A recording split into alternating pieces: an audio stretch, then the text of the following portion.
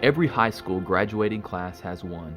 That one student with an indefinable something that makes him or her a pacesetter. Usually a good student, but not necessarily the top scholar in the class. She will have a variety of interests and probably edits the yearbook. He might captain the football team or the debate team.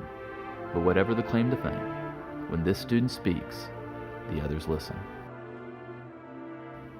When President George Lynn Cross announced his 1961 selections for the President's Leadership class, he explained that by recognizing leadership in the same way we recognize scholastic and athletic excellence, we can encourage more high school students to accept their responsibilities as the future leaders of our state and region.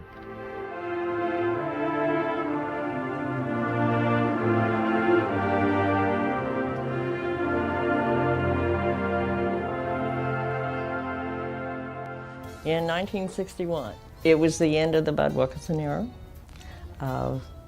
There were only about 20,000 or less students, full-time equivalent, on campus. There was a 9 p.m. weeknight curfew for women in the dormitories. There was a 2-year mandatory term in ROTC for the young men and 2 years of mandatory PE for all women who enrolled in the university. Madras shirts and khaki pants were worn by guys. Girls' popular item for them were dyed-to-match skirts and sweaters. Student football tickets for the season, $5. Tuition, $6 a credit hour. PLC class in 1961, I believe there were 57 of us selected from schools in Oklahoma, and we had 2 out-of-state students who joined us. And it was a kind of an exciting adventure because we were the first. The President's Leadership class was an enlightenment to me because I learned that the definition of leadership is not being at the head of the pack, but inspiring others to want to do that. Doctor, I want to call him Doctor, it's Mr. Burr. David Burr was treated us like we were family, and actually it was like a family here at the university. David was very wise and extremely patient.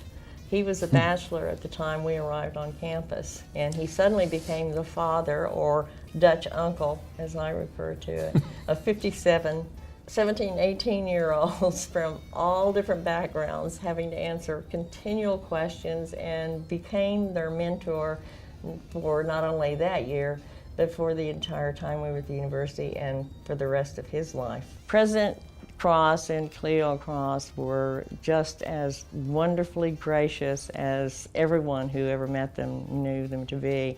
They opened their home to us. We had Cokes and cookies there a number of times. When we had a party or an event when they weren't already committed, they would make a stop-by visit.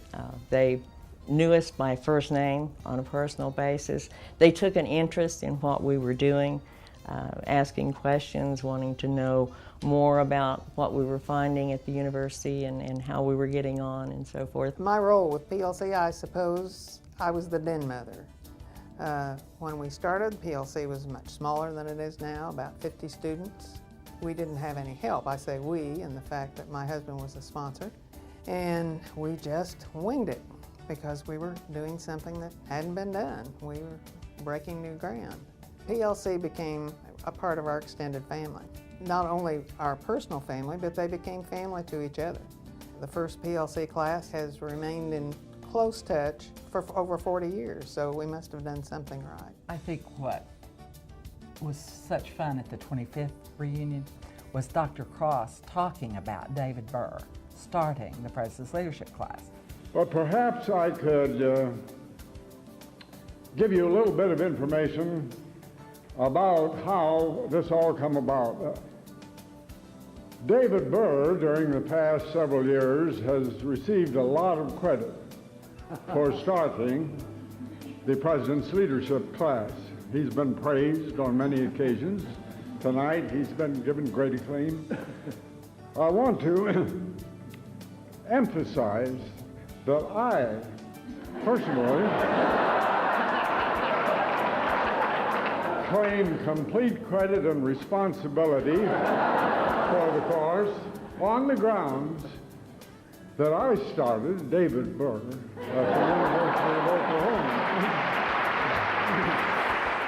Of all the things David did in the 34, 37 years that he was a university administrator, this was the thing he was the proudest of. I think the PLC alums are the most loyal alumni the University of Oklahoma has.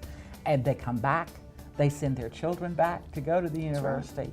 And I would say, and I think David would agree, it's been as much support and a help and a plus for all of those of us who've been lucky enough to be advisors for PLC as it has been for any of the PLC students.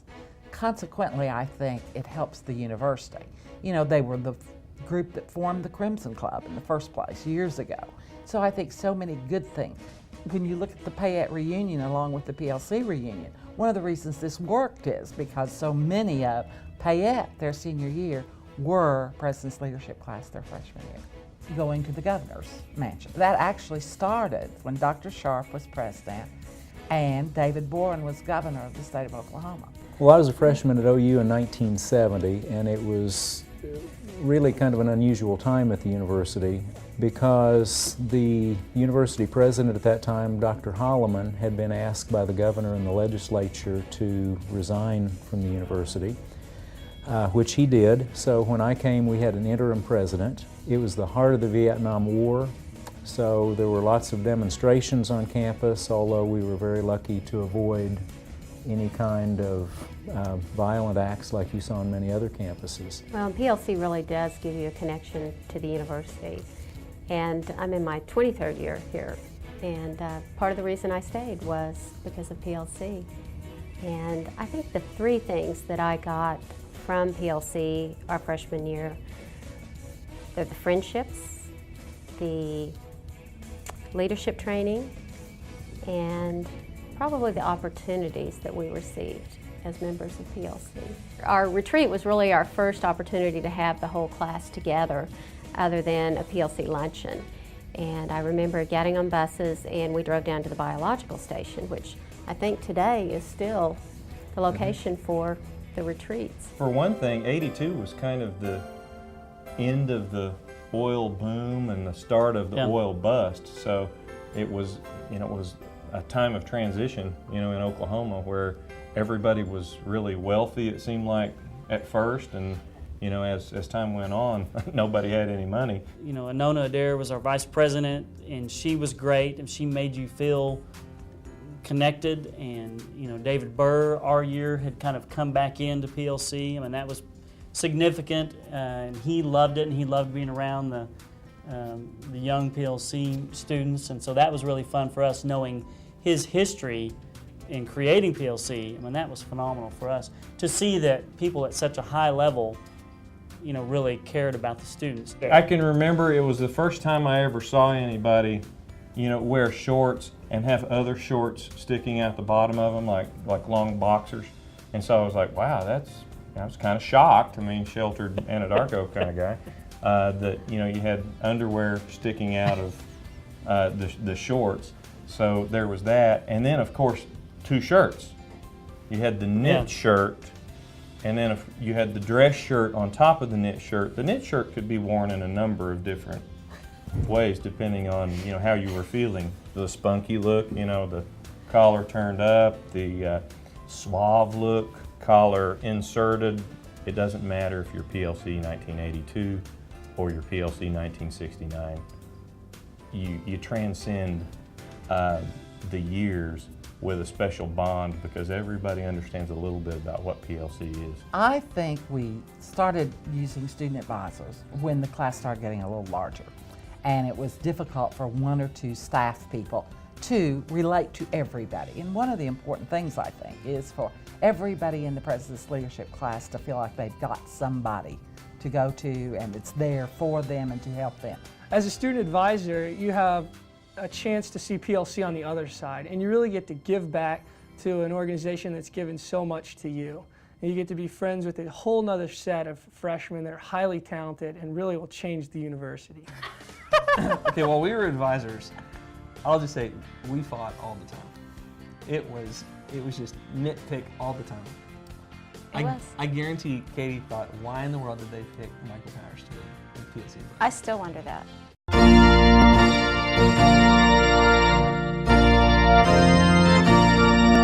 For me, the light bulb went off when I realized that PLC was all about having an 18-year-old realize that OU was them, that it wasn't this big group of buildings and books and tons of people. It was whatever they wanted to make it, and that was the first way to get a group of 90 freshmen to start the process of developing an identity for what they were going to make OU during the time they were there.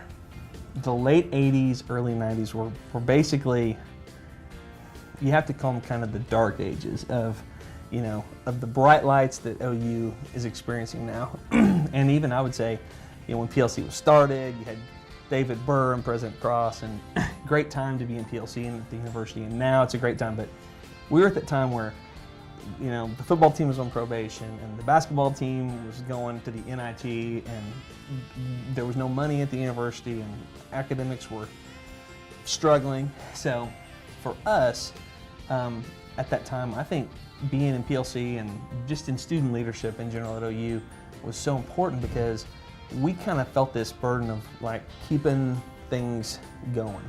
I think the culture when I arrived was definitely on the upswing.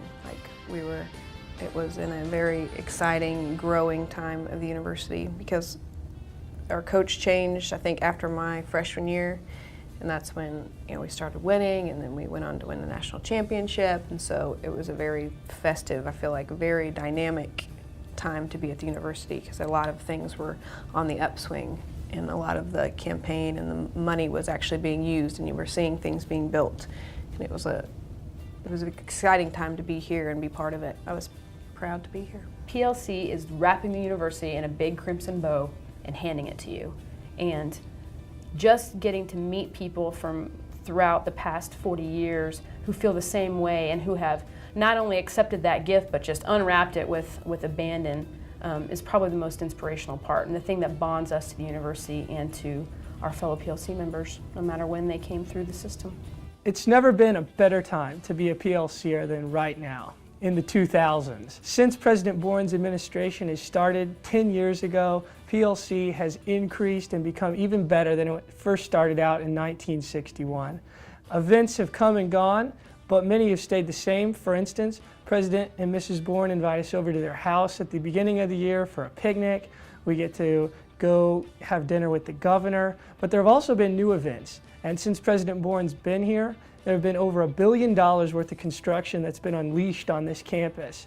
And we've got to have hard hat tours of the Fred Jones Jr. Art Museum. We've gone behind the scenes at Sam Noble. The opportunities are endless for PLCers. OU is a dynamic place, and as each generation of PLCers come through, it's important to realize that PLC is much larger than just one class. It's an ongoing legacy that we created at the University of Oklahoma, and it's unique to us.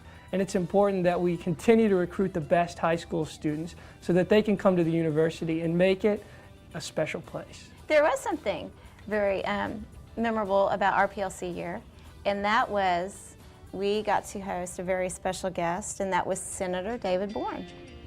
And that was really fun. You remember everybody being so excited about the senator was in town and who's coming to visit PLC. And he's graduated to president. I asked him a question at the PLC meeting, which was a setup, and I just said, there are rumors that you might, run for president of the United States. Is there any truth to that? And I believe his comment was, you never know what I might be president of someday. Welcome home. We're really glad that you're all back on the OU campus again, and in many ways this is like a family reunion. The members of the PLC for over 40 years have been making such a difference in the quality of life on our campus, providing leadership, getting to know each other in the first year of university life, and then through the rest of their careers on the campus. When you turn around and they're in senior year, you see them leading all the various organizations, a whole cross-section across the campus. In many ways, those leaders from the PLC end up being the glue that hold together our university family. and that make this university experience really unique in the United States. People ask me all the time what our country most needs. And I say in response to that we need to rebuild our sense of community. We've drifted apart from each other. We've fragmented as a people. We've polarized. Not enough people are taking responsibility for building the broader community itself, for bringing us together. The members of PLC learn how to be leaders. They learn how to work together. They learn how to respect each other, how to give each other space, how to be different and at the same time be united in common goals. And these are the exact qualities that we need so much today in our country. So the PLC, in many ways, those of you who've been a part of it, have been the real linchpin of bringing together this special spirit of community on our campus. I guess because I've been in politics, people often ask me, are you optimistic or are you pessimistic about the future of our country? It doesn't take me long to answer. I'm very optimistic. I'm optimistic because the people I'm with every day, our students, their generosity, their desire to give back, their desire to go out and help build the same kind of communities that they found here on this campus and that they themselves have helped to build. And so when people say, who is going to help turn this country around? Who's going to rebuild that spirit? Who's going to cause us to respect each other, care about each other, work together? I have an answer for that. The graduates of the University of Oklahoma. They're going to make the difference. And you, the leaders of PLC, who've had those leadership skills honed here, you're out making that difference. Many of you are political leaders at all levels of government. Some of you are professors. Some of you have been Peace Corps volunteers. Some of you are CEOs of major corporations. Some of you are filmmakers and creative artists. In all walks of life, you, the members of PLC, who've come through this program, are already making a difference in our broader society. Thank you for all that you mean to OU, and thank you for all that you're doing for our society as a whole. We're proud of you, and we are very glad to welcome you back. 1, 2, 3, PLC!